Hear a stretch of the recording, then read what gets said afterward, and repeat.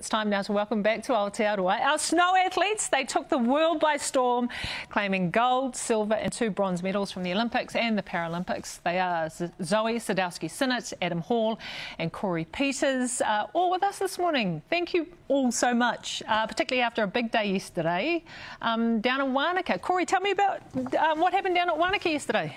It was just a celebration parade that all the community come together and celebrated the results that we got, and I guess it was just across the whole board, you know. Snow sports across the whole board did so well, and it was just nice to see the community come together and support us, and it was an awesome day. Good morning. Yeah, I bet. Zoe, what was it like? It was pretty awesome. Haven't been home to New Zealand in like a while, so good to celebrate with Kiwis and see the family and friends. So. Yeah, because you guys, I mean, obviously COVID disrupted the way that you were able to train or arrive at the Olympics, etc., etc. So, you know, I mean, for you being away from whānau as well, from your little girl, that must have been tough being away for a couple of months, right? Yeah, it was 3.5 months, almost 4 months. So yeah, definitely, and it was something that we had anticipated and planned as a family, and knew that that was more or less going to be the case. You can plan it, but it still doesn't, you know, it's tough.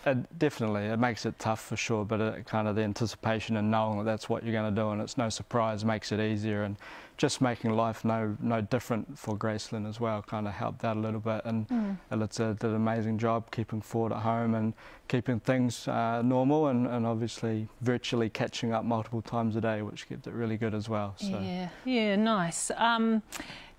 I probably should say congratulations too. I should have started with that, to all 3 of you. I mean, you know, it has been an incredible Winter Olympics.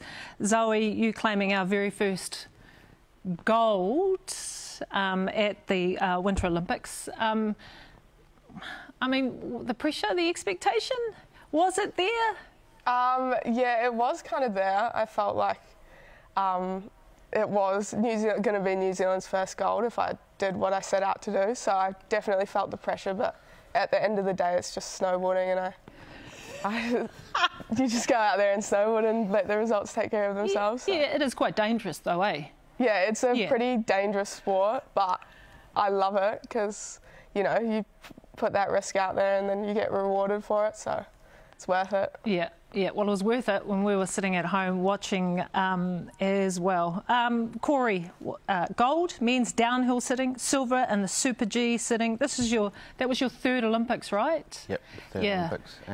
And so what was that experience like? And again, we're talking about a COVID disrupted, you know, I don't want to go on about it because we're all over it now, but, you know, it was a huge, I guess, well, there was difficulty in terms of the lead up towards certainly the games. You know, the whole build up, contracting COVID, you know, before the World Champs and things like that. It obviously put a spanner in the works. But obviously, you know, Nico and Zoe set the bar pretty high with the Olympics, and then Adam and myself had to sort of try and follow suit, you know. So it was an awesome experience, and you know, I've worked obviously towards that goal for 11 years now, and to finally knock it off, and you know, I've medalled in previous campaigns, but to finally get the gold was just the icing on the cake, and couldn't be more stoked and proud of, you know, myself and the team that helped get me there. Adam, it's your 5th Olympics, right? Yeah, 5th Paralympic campaign. Been around a while, I suppose, competitively for about 18, 19 seasons now. And I bet that the buzz is still there every single time.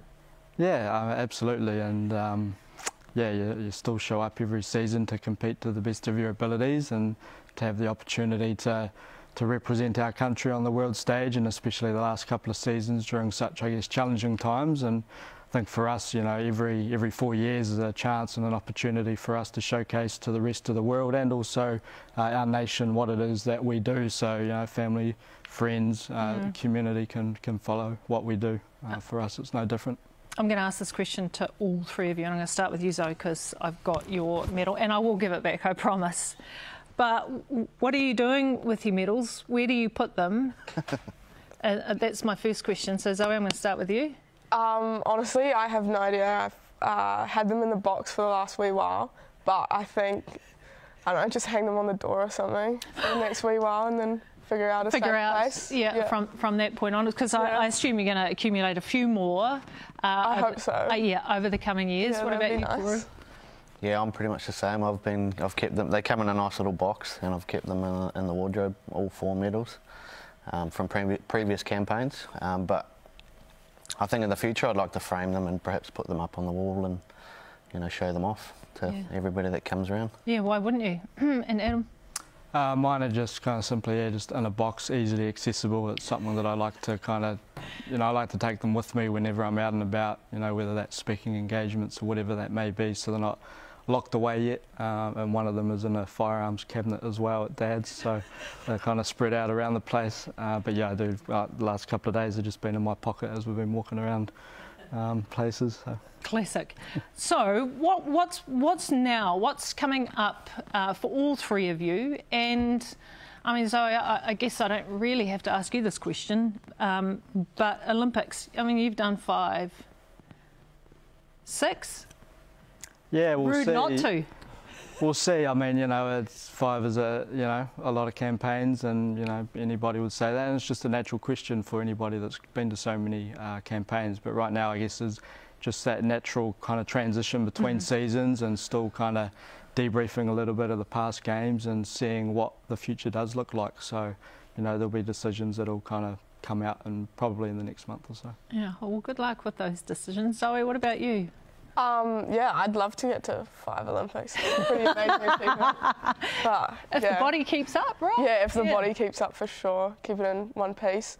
But yeah, I guess right now just planning for the New Zealand winter, and long-term goal, try to get to that 5, but that's a long time. I'm still young though, so figure it out. Yeah. You never know what the future holds, right? Yeah, exactly. Yeah. All right, and another Olympics, 4?